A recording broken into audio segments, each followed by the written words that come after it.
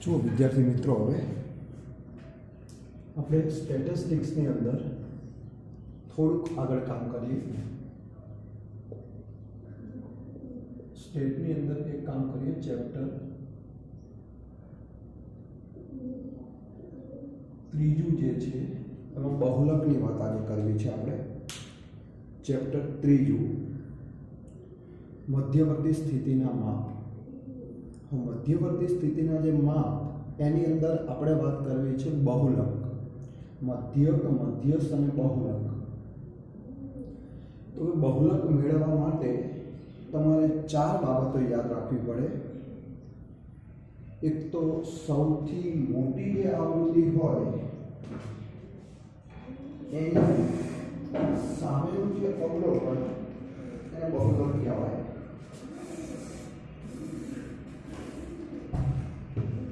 પછી બીજું કે સૌથી વધુ વખત જે રિપીટ થતું હોય એ અવલોકનને પણ બહુલક કહેવાય. ત્રીજું, જો સમાન વર્ગ લંબાઈ આપી હોય, તો FM વાળું સૂત્ર મૂકવું પડે.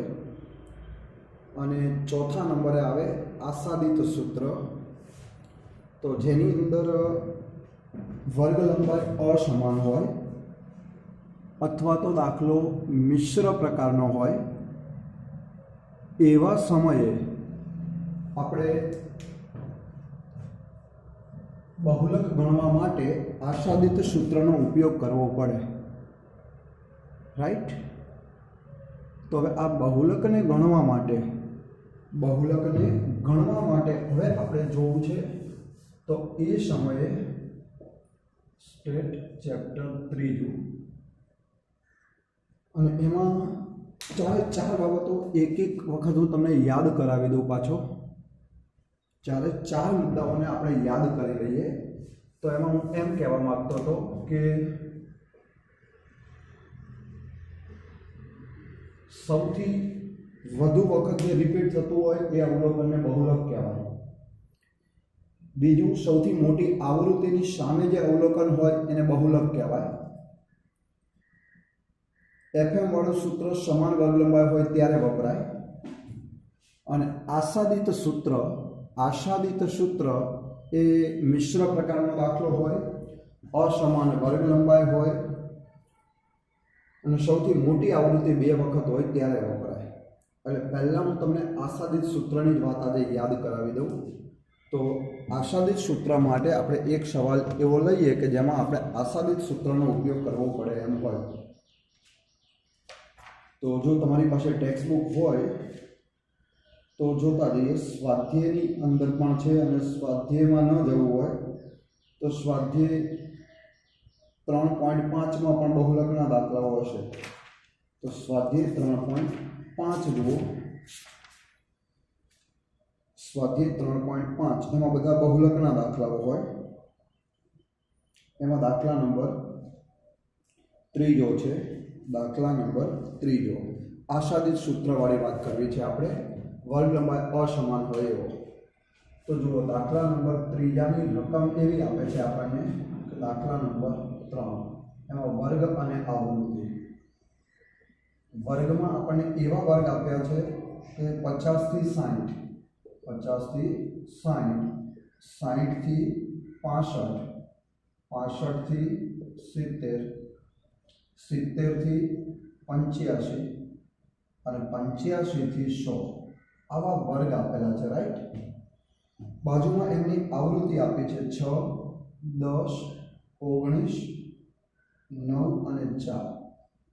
અને બાળકો, આપણને પ્રશ્ન પૂછ્યો છે કે આ માહિતીનો બહુલક શોધો. હવે આ માહિતીનો બહુલક આપણે મેળવવો છે, અને બહુલક મેળવવા માટે બહુલક ગણવા માટે પહેલું કોલમ બનાવી દઉં, x મધ્ય કિંમત. કારણ કે વર્ગ લંબાઈ અસમાન છે, દેખાય છે, 50 થી 60, 60 થી 65, મતલબ આમાં 10 હતી, આમાં 5 થઈ ગઈ. તો વર્ગ લંબાઈ અસમાન છે, માટે આપણે આસાદિત સૂત્રનો ઉપયોગ કરીશું. અને આસાદિત સૂત્ર દ્વારા જો બહુલક ગણવો હોય तो पहला एक्स बार की जरूर पड़े, एम शोधवो पड़े, पछी बहुलक मळे। तो पहला अपने एक्स मध्य किंमत मेळवी ले, बेनो सरवाळो करीने 2 वडे भागी दઉં तो 55 60 वत्ता 65 बेनो सरवाळो करी 2 वडे भागी दઈએ तो 62.5 65 वत्ता 70 भाग्या 2 करीशुं तो 67.5 70 वत्ता 85 70 प्लस 85 भाग्या 2 करीशुं तो 77.5 छेल्ले 85 प्लस 100 85 प्लस 100 भाग्या 2 करीशुं तो हवे 92.5। तो आ मळी आपणे मध्य किंमत बाळको। त्यार पछी हवे एक कॉलम बनावी दे fx, कारण के वर्ग लंबाई असमान होय त्यारे आपणे सीधी रीतनो उपयोग करीए छीए। fx नो कॉलम बनावी दे એટલે આપણને એનાથી x બાર મળી જાય। તો f અને x નો ગુણાકાર કરતા જઈશું તો 6 × 55 मतलब आवशे 329 પછી 625 19 × 67.5 19 × 67.5 तो 1282.5 1282.5 9 × 77.5 तो हवे 697.5 चले 4 × 92.5 तो हवे 370। त्यार पछी एटले आनाथी आपणे x बार मळी जशे। हवे आपणे जोईए छे m माटे एक कॉलम बनावी दे cf, m माटे आपणे एक कॉलम बनावी दईशुं cf। आ cf नो कॉलम बनाववाथी आपणे m मळी जशे, राइट, m मळी जशे। cf f उपरथी बने 6 ના 6 10 उमेरीए तो 16 एमां 19 उमेरीए तो 9 ने 6 15 1 ने 2 ने 3 35 एमां 9 उमेरीए 44 અને 4 उमेरीए तो 48 માટે આનો ટોટલ n બરાબર 48। આના ટોટલને કહેવાય સિગ્મા fx। તો હવે fx નો સરવાળો કરી લઈએ આપણે 330 गुणिया 625 सॉरी प्लस 1282.5 प्लस 697.5 प्लस 370 तो टोटल थाय 3305। અને હવે આના ઉપરથી બાળકો પહેલા આપણે x બાર શોધી લઈએ, પછી m મેળવી મેળવી લઈએ અને પછી બહુલક m મળી જાય, રાઈટ।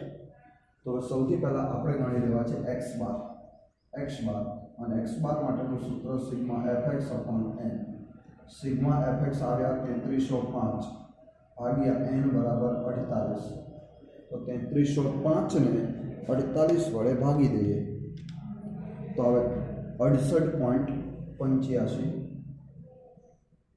आ मळे बहुलक x बार, सॉरी मध्यक मळी जाए तो मध्यक मळी गयो 68.85 वर्ष। हवे आपणे जरूर पड़े m અને m મેળવવા માટેનું સૂત્ર n/2 હું અવલોકન cf માં જોતા આપણને m મળી જશે। m ગણવા માટેનું સૂત્ર n/2 હું અવલોકન cf માં જોતા સામે આપણને એક વર્ગ મળશે અને એ વર્ગ પરથી આપણને મધ્યસ્થ મળી જાય। તો n આપેલા છે 48 ભાગ્યા 2 હું અવલોકન cf માં જોતા मतलब 24મું અવલોકન cf માં જોતા। 24મું અવલોકન cf માં જોવું છે અને 24 ને જોવા માટે આમાં આવશે 24 અને એની સામે આ વર્ગ મળી જશે, આ એની આવૃત્તિ મળે, ઉપરની એની સંચય આવૃત્તિ મળે। 24 ને આપણે જોઈએ તો આમાં આવશે એની સામેના વર્ગને કહેવાય m વર્ગ અને m નો વર્ગ મળે 65 થી 70। આ વર્ગ મળે, વર્ગ મળ્યા પછી એને સોલ્વ કરવા માટે m નું સૂત્ર મૂકી દેવાય l plus n/2 minus cf upon f गुणिया c।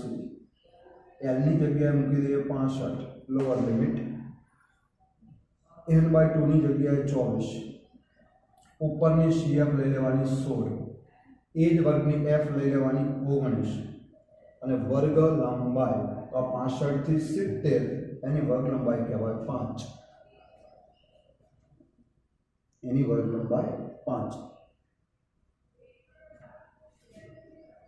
65 ના 65 પ્લસ હવે 24 માંથી 16 બાદ કરી દઈએ તો 24 માઇનસ 16, તો 24 માઇનસ 16 એટલે 8, 8 ગુણ્યા 5 મતલબ 40 એને ભાગ્યા 19, 65 પ્લસ 40 ભાગ્યા 19, 19 વડે ભાગી દો તો 2.11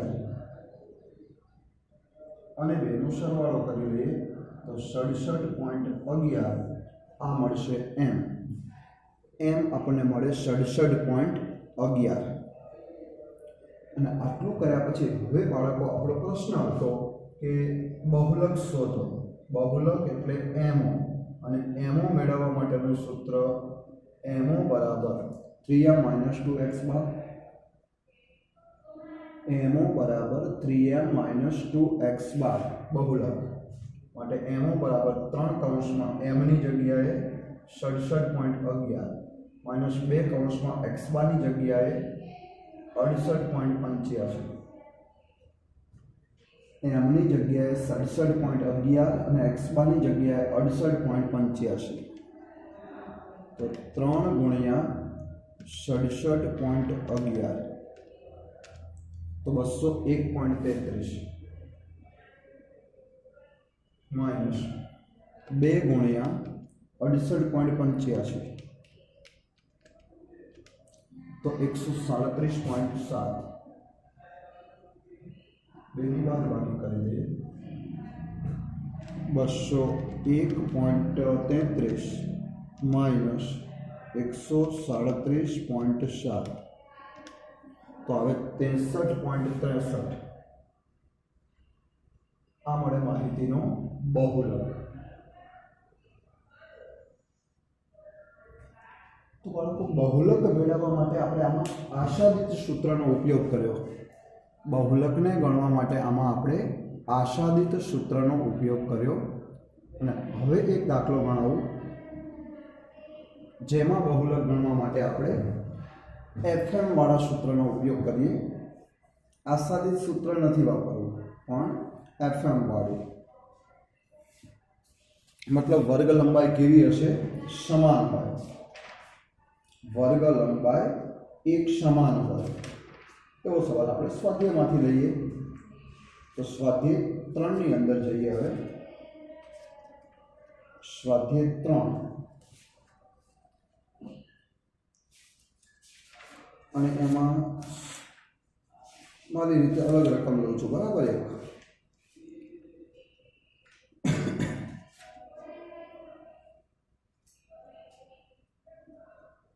તો આપણે એમાં એક અલગ રકમ લઈએ કે જે આપણે સ્વાધ્યાયમાંથી ન હોય પણ જે પાછળ સ્વ અધ્યયન વિભાગ આપે છે ને એમાં ન હોય. 10, 20, 30, 40, 50, 60 બરાબર. તો એવું બતાવે છે કે નીચે આપેલા ધોરણ 11ના 100 વિદ્યાર્થીઓના ગુણનો બહુલક શોધો. બહુલક મેળવવો છે, આપણને વર્ગ આપી દીધા છે, બાજુમાં આવૃત્તિ f પણ આપી દીધી છે. વર્ગ આપ્યા છે 0 થી 10, 10 થી 20 અને 60 થી 70 સુધી.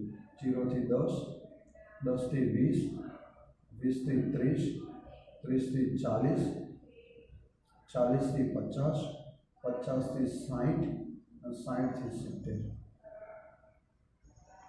બાજુમાં આવૃત્તિ આપી છે 12, 18, 20, 15. 12, 18, 20, 15 12, 18, 20, 15 નહીં 25. 12, 18, 20, 25, 12, 10, 3, 12, 10 અને 3. અને બાળકો આનો બહુલક ગણવો છે. બહુલક મતલબ એમઓ ગણવા છે. આટલી આપણી રકમ છે, રાઈટ?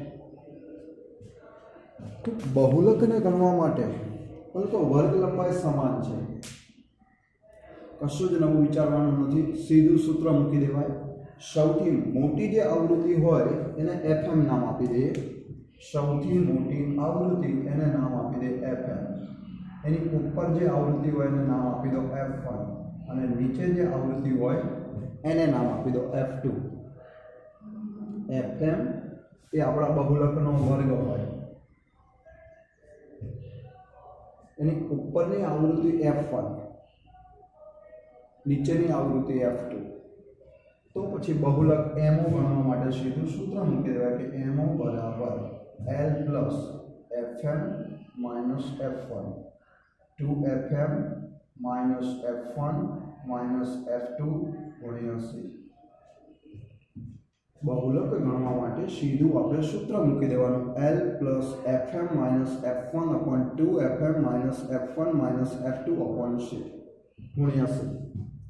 L ની જગ્યાએ લખી દેવાય 30 પ્લસ FM ની જગ્યાએ 25, ઉપરની આવૃત્તિ 20 2FM. હવે FM 25 છે તો 2FM ની જગ્યાએ લખી દો સીધા 50 માઇનસ 20 માઇનસ 12 ગુણ્યા વર્ગ લંબાઈ 10. તો આ 30 ના 30 પ્લસ 25 માંથી 20 બાદ કરીએ તો 5 ગુણ્યા 10 કરીશું તો 50 માઇનસ 20 એટલે આવે 30 અને એમાંથી 12 બાદ કરી દઈએ તો આવે 18. 30 ના 30 પ્લસ 50 ને 18 વડે ભાગી દે તો 50 ભાગ્યા 18 તો હવે 2.78 અને બેનો સરવાળો કરી લઈએ તો 32.78 આ મળે બહુલક. બહુલક જોઈતો હોય તો બહુલક આપણને મળી જાય કેટલો 32.78. હજુ એકાદ સવાલ જોડે લેતા જઈએ પાછા. તો એમાં હવે જે છે એના માટે બાળકો સાંભળો જરા. હવે એક બે સવાલ નાના એવા લઈ લઈએ કારણ કે બહુલક માટે મેઇન બે બાબતો હોય. એક આશાદિત સૂત્ર, એક FM વાળું સૂત્ર. બે ખ્યાલ આવી ગયો તમને. હવે એકાદ બે સવાલ એવા નાના એવા જોઈ લઈએ આપણને એટલે આપણને એ પણ ખ્યાલ આવી શકે.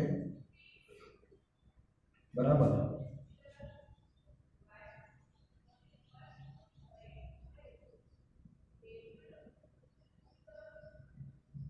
તો એમાં હવે એક સવાલ મારે એવો લેવો છે કે જે આપણને 2 કે 3 ગુણમાં કામ એટલે આજે મારે બહુલકનું કામ તમને એક ટાઈપના દાખલામાં સમજાવી દેવું છે. તો પહેલો એક આશાદિત સૂત્રવાળો બહુલક જોયો, બરાબર. પછી એક જોયો એમાં વર્ગ લંબાઈ સમાન હોય. હવે એક સવાલ આપણે એવો લઈ લઈએ કે જેની અંદર આપણને બહુલક મેળવવા માટેનો નાનો દાખલો હોય. તો એવા દાખલાઓ પણ સ્વ અધ્યયન વિભાગમાંથી જ હું લઈ લઉં જે આપણને 2 ગુણમાં કામ આવે બહુલક મેળવવા માટે. તો નાના દાખલાઓ જે આપ્યા હોય 1 ગુણ 2 ગુણમાં એ ટાઈપના સવાલમાં જોઉં છું. એમાં ક્યાંક બહુલક હોય તો એ આપણે જોઈ લઈએ.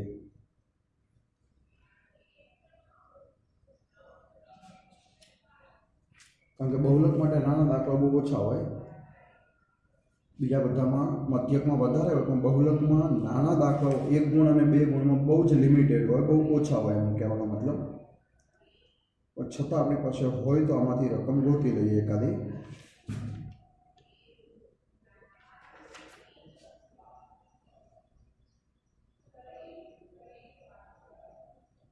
અપૂર્ણાંક અવલોકન છે એમાં નથી જોવું, બરાબર. બરાબર. એક સવાલ આપણને અવલોકન અને આવૃત્તિ પણ આપી છે પણ એમાં નહીં, આપણે નાના સવાલમાં જવું છે. તો રકમ એવી છે, જુઓ. x બાર પ્લસ m બરાબર 44 અને x બાર માઇનસ m બરાબર 2. તો બહુલક શોધો. x બાર પ્લસ m બરાબર 44, x બાર પ્લસ m બરાબર 44 અને x બાર માઇનસ m બરાબર 2. x બાર પ્લસ m બરાબર 44 અને x બાર માઇનસ m બરાબર 2 હોય તો બહુલક શોધો. તો બાળકો એનો બહુલક મેળવવો છે પાછો. પહેલું તમે લોપની રીત ભણીને આવ્યા છો. એટલે પ્લસ એમ માઇનસ એમ ઉડી જવાનો મતલબ લોપ થઈ જાય. તો આ સમીકરણ નંબર 1 આપી દીધું. તો સમીકરણ નંબર 2 એટલે માઇનસ એમ પ્લસ એમ ઉડી જાય. તો 2x બાર બરાબર 46 માટે x બાર બરાબર 46 ભાગ્યા 2 માટે x બાર બરાબર 23. આ x બાર આવી ગયા. x બાર આવી ગયા તો આને કોઈ પણ એક સમીકરણમાં મૂકી દો. સમીકરણ 1 માં મૂકી દો એટલે m આવી જાય. સમીકરણ 1 માં મૂકી દો કે x બાર પ્લસ m બરાબર 44. એમાં x બારની જગ્યાએ કેટલા મૂકી દઈએ 23 પ્લસ m બરાબર 44 માટે m બરાબર 44 માઇનસ 23 માટે m બરાબર 44 માંથી 23 બાદ કરી દઈએ તો 21 23 ને 24 34 44. તો x બાર અને m આવી ગયા બરાબર. અને હવે જો આ બંને આવી ગયા હોય તો હવે બહુલક મળી જાય કે બહુલક mo બરાબર 3m માઇનસ 2x બાર માટે mo બરાબર 3 કૌંસમાં m ની જગ્યાએ 21 2 કૌંસમાં x બારની જગ્યાએ 23 21 ગુણ્યા 3 63 એટલે 23 ગુણ્યા 2 તો 23 દુ 46 અને 63 માંથી 46 બાદ કરી દઈએ તો 63 માંથી 46 બાદ કરી દો તો આ માહિતીમાં બહુલક કેટલો હોય 17 હોય. આ માહિતીનો બહુલક પૂછ્યો હોય તો બહુલક આપણને મળી જાય બાળકો 17. હજુ એક સવાલ જોવો છે આપણે કે જેની અંદર આપણને એવી રકમ આપે છે. આના જેવો છે. આમ તો થોડુંક ખાલી ચેન્જ કરી દીધું છે. મધ્યક અને મધ્યસ્થ પૂછે છે. મધ્યક અને મધ્યસ્થ પૂછેલા છે. તો હવે mo માઇનસ એક્સ બાર ના ખાલી બહુલક જ પૂછ્યું છે એમાં પણ. અને બીજો એક છે એમાં મધ્યક ને મધ્યસ્થ બે આપણે એ જ ગણી લઈએ કે એક્સ બાર માઇનસ એમ બરાબર 5 છે. પહેલા જોઈ લઈએ આપણે કારણ કે સમય રકમ આવી જાય એવું છે ને પાછું નહીં સમય